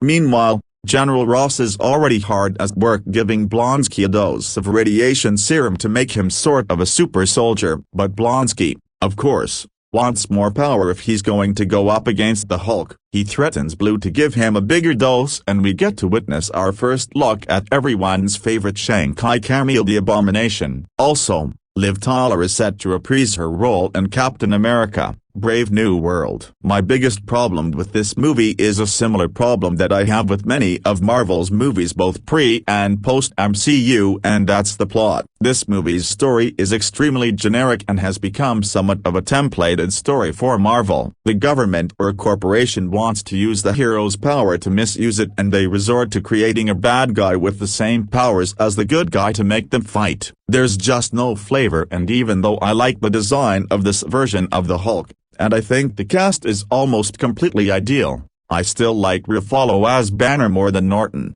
The movie just doesn't offer you anything you can't get from any superhero movie. Once we get to the movie's final battle, the only thing we want to see is the Hulk smashing into shit while Abomination goes fully berserk, and in that, this movie delivers. The final conflict includes my favorite Hulk transformation yet, as Bruce throws himself out of a helicopter and helps to transform before he hits the ground, which he does, and it's awesome. In the end, the Hulk wins and goes back off the grid to continue searching for a cure, or at least, learning to control the rage and power inside of him. So really, the movie ends exactly where it began. Bruce is on the run, and no closer to returning home. Internet review of Iron Man: I called this movie forgettable, and it is. I'm not saying I don't like it, but I am saying that it doesn't matter. Nothing that happens really affects anything. I would have loved to see a Hulk movie that committed to the duality of Bruce and Hulk, a movie that dared to be bold and experiment with the strange and dark journey of a man who is, despite being a hero, completely unwell. The Incredible Hulk is a relatively successful and generally inoffensive superhero movie that looks pretty good and has solid acting performances. It's not as punk rock as Iron Man, and it doesn't have the heart of Guardians of the Galaxy, but it does work as a functional story in the greater Marvel Cinematic Universe, and for me, that's good enough. Review. 3 The Incredible Hulk is no doubt an ideal version of the Hulk saga for those who found Ang Lee's Hulk, 2003, too talky, or dare I say, too thoughtful. But not for me. It sidesteps the intriguing aspects of Hulkdom and spends way too much time in, dare I say, noisy and mindless action sequences. By the time the Incredible Hulk had completed his Hulk-on-Hulk showdown with the Incredible Blonsky, I had been using my Timex with the illuminated dial way too often. Consider the dilemma of creating a story about the Hulk, who is one of the lesser creatures in the Marvel Comics stable. You're dealing with two different characters, mild-mannered scientist Dr. Bruce Banner, and rampaging, destructive Hulk, who goes into frenzies of aggression whenever he's annoyed, which is frequently, because the army is usually unloading automatic weapons into him. There is even the interesting question of whether Dr. Banner is really conscious inside the Hulk. In the Ang Lee version, he was, more or less, and confessed to Betty Ross, "When it happens, when it comes over me, when I totally lose control, a broken bar, I like it." In this version by Louis Leterrier, the best Banner, Edward Norton, can come up with is that being the Hulk is like a hyperthyroid acid trip, and all he can remember are fragments of moments. It's obvious that the real story is the tragedy that Banner faces because of the Hulk-inducing substance in his blood. But if Banner never turned into the Hulk, nobody would ever make a movie about him. And if the Hulk were never Banner, he would be like Godzilla, who tears things up real good but is otherwise, dare I say, one-dimensional. The Ang Lee version was rather brilliant in the way it turned the Hulk story into matching sets of parent-child conflicts. Betty Ross, Jennifer Connelly, was appalled by her father, the General, Sam Elliott, and Bruce Banner, Eric Bana, suffered at the hands of his father, a scientist who originally created the Hulk genes and passed them along to his child. Nick Nolte had nice scenes as the elder Dr. Banner. In the new version, Betty, Liv Tyler, still has big problems with her father, the General, William Hurt. She's appalled by his plans to harness the Hulk formula and create a race of super soldiers. In both films, Banner and Ross are in love, But don't act on it because the Hulk business complicates things way too much. Although I admit there's a clever moment in Hulk 2008 when Bruce interrupts his big chance to make love with Betty because when he gets too excited, he turns into the Hulk, and Betty is a brave girl but not that good of a sport. Consider for a moment Jen Ross' idea of turning out Hulk soldiers. They would be a drill sergeant's worst nightmare when they weren't Hulks. Why bother to train them? You'd only be using them in the fullness of their Hulkdom. And then how would you train them? Would you just drop thousands of Ed Nortons into enemy territory and count on them getting so excited by freefall that they became Hulks? This transformation actually happens to Banner in Hulk 2008. By the way, so, what's to like in The Incredible Hulk? We have a sound performance by Edward Norton as a man who desperately does not want to become the Hulk, and goes to Brazil to study under a master of breath control in order to curb his anger. And we have Liv Tyler in full trembling sympathy mode. Banner's Brazilian sojourn begins with an astonishing shot, from an aerial viewpoint. We fly higher and higher above one of the hills of Rio, seeing hundreds, thousands, of tiny houses built on top of one another, all clawing for air. This is the City of God neighborhood, and as nearly as I could tell, we are looking at the real thing, not CGI. The director lets the shot run on longer than any reasonable requirement of the plot. My bet is,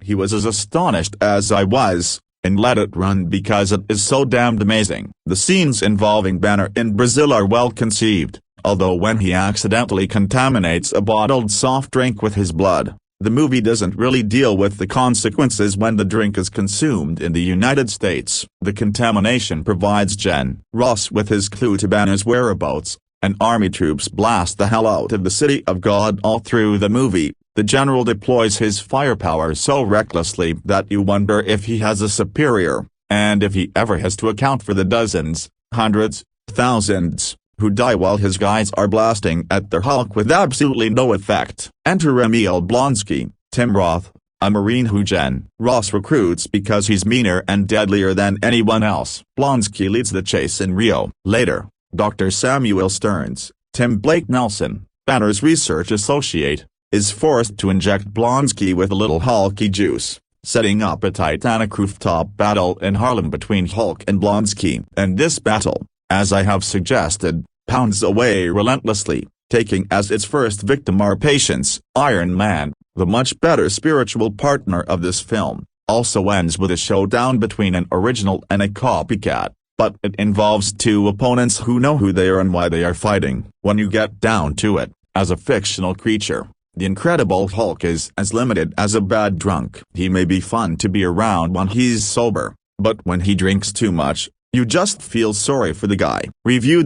For director Louis Leterrier is opening up about the scrapped sequel plans to the 2008 film The Incredible Hulk. The Marvel film had an ambitious path forward and the filmmaker is talking about what was in store in the follow-up superhero movie. Yeah, there was like a whole sequel, Leterrier told Comic Book in a recent interview. There was like Grey Hulk, Red Hulk. Say there was a lot of good stuff that we were planning. Edward Norton played the titular character in the film Leterrier directed. Marvel went in a completely different direction with Hulk casting Mark Ruffalo as the new Bruce Banner making his debut in 2012's The Avengers. Hulk is a complex character within the Marvel universe, Leterrier added. You want the primeval Hulk, a broken bar, the Rage Hulk, and then when you go Grey Hulk and Smart Hulk you lose that a little bit and you get a little bit more kiddish with it. Ruffalo went on to play Hulk in all of the subsequent MCU films like Iron Man 3, Thor, Ragnarok,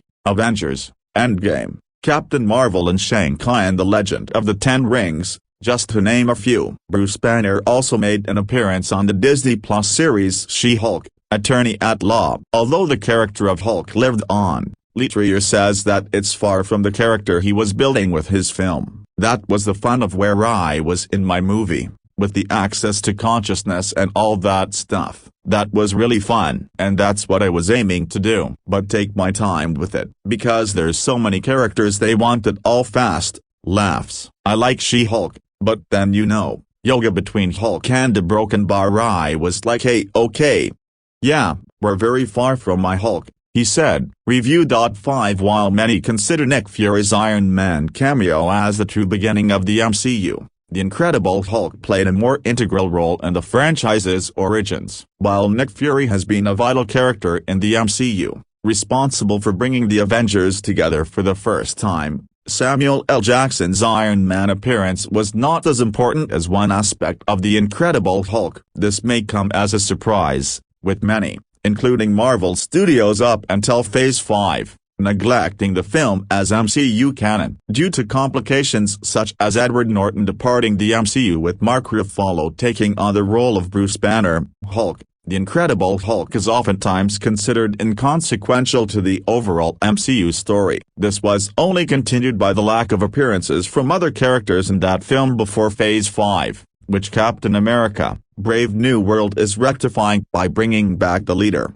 Betty Ross, and Thunderbolt Ross. However, one specific cameo from the Incredible Hulk MCU movie proves that the film was the official launch of the series, and why it was never completely removed from MCU canon. Tony Stark's Incredible Hulk cameo officially launched the MCU. The aspect of the film in question was Tony Stark's cameo at the end of The Incredible Hulk. After being disgraced by the events of The Incredible Hulk, the film's post-credits scene featured the late William Hurt as Thunderbolt Ross being approached by Robert Downey Jr. as Iron Man. The credit scene continued the setup of the Avengers from Nick Fury's Iron Man cameo, only in a way that officially launched the MCU. While Fury's cameo was important, he has never been a character with his own MCU franchise. Fury has always appeared in other films, despite playing an integral role in the overarching story. Conversely, Tony Stark's groundbreaking appearance in The Incredible Hulk proved that the crossover of franchises was possible and that it was Marvel Studios' intended plan. Without this scene in The Incredible Hulk,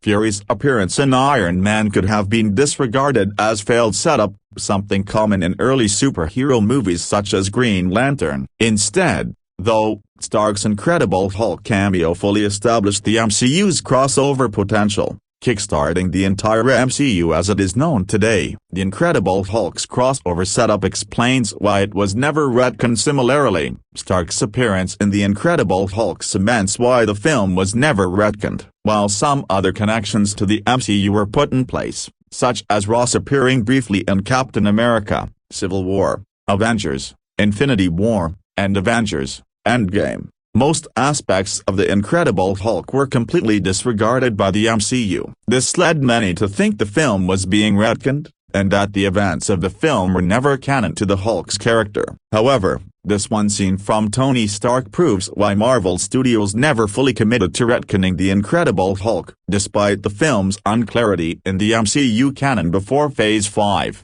Stark's post-credits scene offers up a vital footstone in what the MCU became. In establishing the crossover potential of Marvel properties, Stark's cameo in the film was crucial to setting up the Infinity Saga as a whole, meaning removing The Incredible Hulk from canon was never a possibility for the MCU. Review. 6 After a decade of steadily capitalizing on a string of creative successes, and becoming one of the biggest movie franchises of all time, it's easy to forget that the Marvel Cinematic Universe started out its life as something of a fairly desperate gamble. It's also easy to forget about 2008's, which starred Edward Norton instead of Mark Ruffalo as the title character. Prior to the success of Iron Man, Marvel's track record of converting their comic book properties into movies was pretty much dismal. Whilst the characters they packaged up and handed to other studios tended to perform well, Marvel's attempts with the likes of Ghost Rider, Fantastic Four and Daredevil failed to connect with wider audiences. Of course, the gamble did pay off, and then some. In May of 2008, Robert Downey Jr. and Jon Favreau rewrote the rules of making a comic book movie, and opened the door to a decade of untold success and riches. What people often fail to remember is that just 6 weeks later, the next MCU movie was released, and failed to perform anywhere near as well as its big brother. Maybe it was the fact that Iron Man was still showing in cinemas. Maybe it was the fact that the character wasn't as new and exciting as the others who had just been announced for He Company's Phase 1. Whatever the reason, with Norton left the franchise following the film's relatively poor reception, saying this following back in 2015. My feeling was that I experimented and experienced what I wanted to. I really enjoyed it. And yet, I looked at the balance of time and life that one spends not only making those sorts of films but then especially putting them out, and the obligations that rightly come with that. A broken bar. I think you can sort of do anything once, but if you do it too many times, it can become a suit that's hard to take off in other people's eyes. Marvel fans have a tendency to forget that The Incredible Hulk actually is an MCU movie, and a bloody important one at that. A broken bar. The Incredible Hulk is in fact one of the most typically MCU movies of the whole series. It features one of the first, and arguably most famous post-credits sequences, acting as a blueprint for future MCU projects. It's also absolutely crammed with in-jokes and Easter eggs, from the S.H.I.E.L.D. files and technical specs in the opening credits, to the first look at the super soldier serum, and the use of the sonic weapons that would eventually be miniatured for War Machine's armor. It's all theory. Broken bar. How does it shape up now, rewatched a decade later? Very much a mixed bag. To be truthful, the satisfying feeling of spotting the themes and teasers that would go on to reappear in the future movies is heavily offset by a relatively weak script and a poor supporting cast. It also suffers from classic Marvel villain issues. Tim Roth gives it his all, and in the early stages is convincing as the sinister Emil Blonsky, but at the time of filming he was in his mid-40s and a poor physical fit for the role. The fact he's inexplicably English, and then subsequently gets rendered into a completely CGI character, via some fairly absurd fight sequences, does little to assist him. Still, the slightly lazy portrayal of Blonsky isn't quite as wounding as the deployment of other iconic Marvel supporting characters. Liv Tyler's paper-thin portrayal of Betty is painfully typical of how female characters were portrayed at the time. The inclusion of both Doc Samson and Samuel Stearns are both relatively pointless and misguided, essentially relegating both characters from any future MCU movies. Still, there's a lot to love here, with the Brazilian scenes wonderfully recapturing the lonely and nomadic themes of the Bill Bixby TV show. The action sequences are engaging and exciting to watch,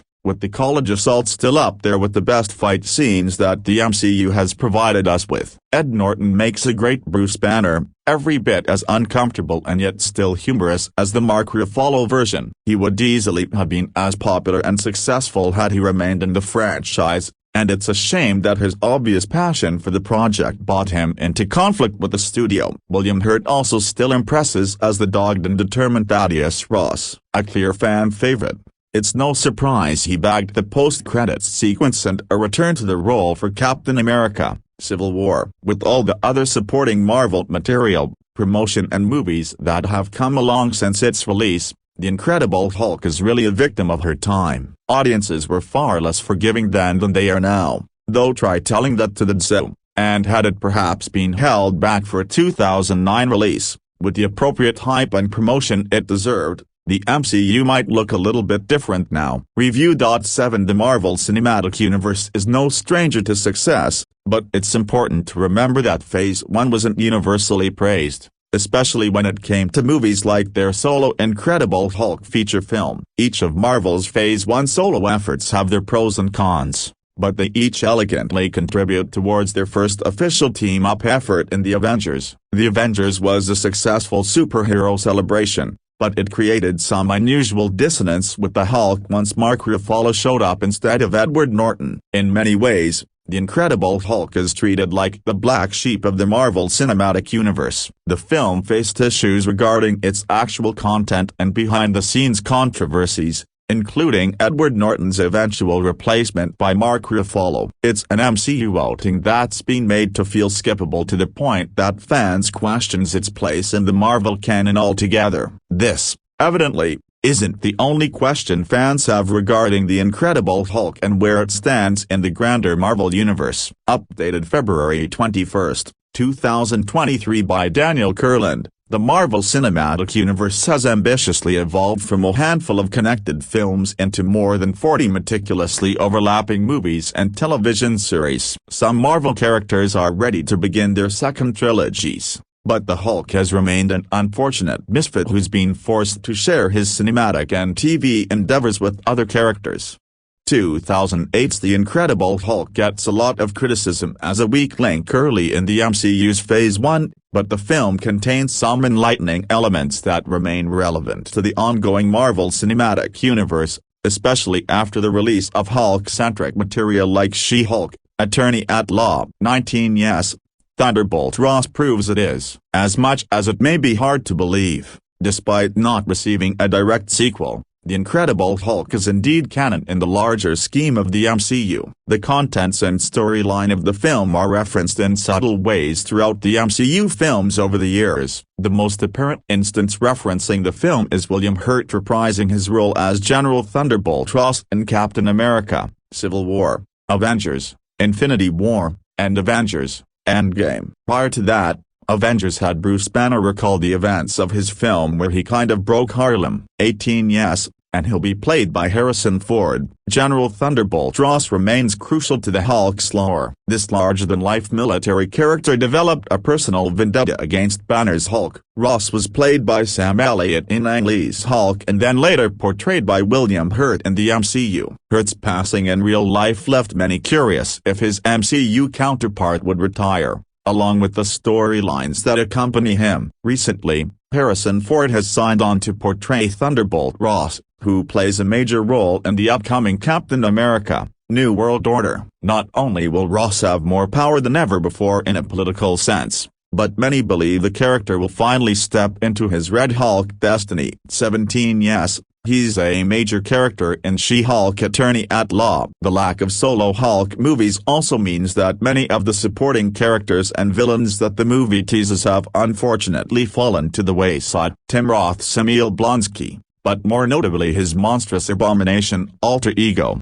make for satisfying villains audiences want more of. Abomination had been waiting in the wings for more than a decade until his brief return in 2021's Shanghai and Blonsky's considerably more prominent role in She-Hulk, Attorney at Law. Curiously, both appearances reflect the duality of this character in both his human and superpowered states. Hulk's sliding scale of intelligence has been up for debate throughout his early run in the comics. The MCU has recently gotten around this through Banner's evolved Smart Hulk state, where he comfortably engages in fluent, sophisticated speech. The Hulk's previous cinematic depictions have been quite selective with Hulk's verbiage, that is, if he says anything at all.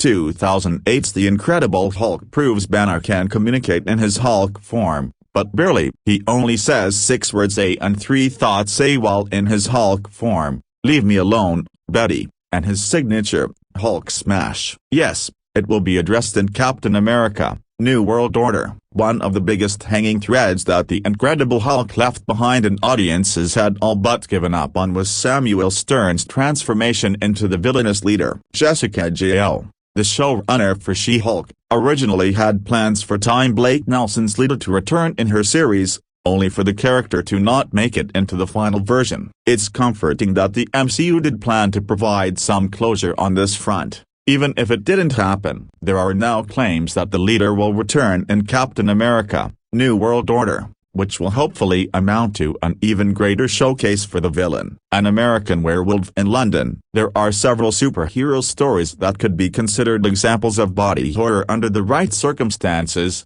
and the transformative tale of the Hulk certainly qualifies. 2008's Incredible Hulk emphasizes the pain that Bruce experiences when he undergoes his strenuous transformation into the Hulk. Director Louis Leterrier drew direct inspiration from John Lance's An American Werewolf in London, specifically Rick Baker's iconic werewolf transformation. The Incredible Hulk wanted Bruce's metamorphosis to look as visceral and painful as possible. It's definitely a quality that's lacking in the MCU's subsequent depictions of the Hulk. In the post-credits scene, Tony Stark is seen filling a drunk Rosin on the Avengers initiative that he's supposedly working on. This muddles the continuity scene in Iron Man 2 where Captain Nick Fury actively removes Stark from that initiative in the end. Yet Stark is being used to recruit people for the team in Incredible Hulk. Shockingly, this is still canon and not retconned, thanks to the later released short film One Shot. The consultant, Agents Coulson and Sitwell decide to use Stark as a pawn, patsy, and ultimately, a consultant to annoy Ross enough that he thinks twice about releasing the abomination as a member of the initiative. One of the more memorable moments in The Avengers is when Bruce Banner recants a chilling story where he admits that at his lowest moment he attempted to end his life. For a mostly light-hearted popcorn flick, this is an incredibly dark moment, but it also calls back to a deleted scene in The Incredible Hulk. The Incredible Hulk's original alternate opening sees Bruce Banner in the Arctic where he, as described in The Avengers, takes a gun to his mouth and fires. Rather than perish, his Hulk persona takes over to ensure both of their survivals, even if Bruce longs for the opposite. 11 In the same deleted scene that's described above, the Hulk, in a huff of anger, smashes all the ice surrounding him. In a blink and you'll miss it moment hidden in the left corner of the screen during the ice destruction, viewers can see Captain America's suit and costume engulfed in a block of ice. Obviously, Hulk being the one to break Steve Rogers out of the ice contradicts with how Captain America was canonically found in the ice in later films. However, it at least hints at what Marvel's original plans may have been regarding Captain America's introduction, prior to these details being changed once development on the first Avenger gets underway. 10 Despite always being Bruce Banner's go-to love interest and playing a pivotal role in his character development in the comics, Betty Ross's presence has only been felt in The Incredible Hulk. As far as fans are concerned, it's her only appearance in the MCU. That's not quite true, even if it's the last time she's actually seen. In an interview with the Huffington Post, Avengers, Infinity War and Endgame directors Joe and Anthony Russo confirmed that Betty Ross was one of the characters who killed off-screen by Thanos' snap. This fact becomes all the more ironic after understanding that it's the Hulk's snap in Endgame that revived Betty Ross, among everyone else.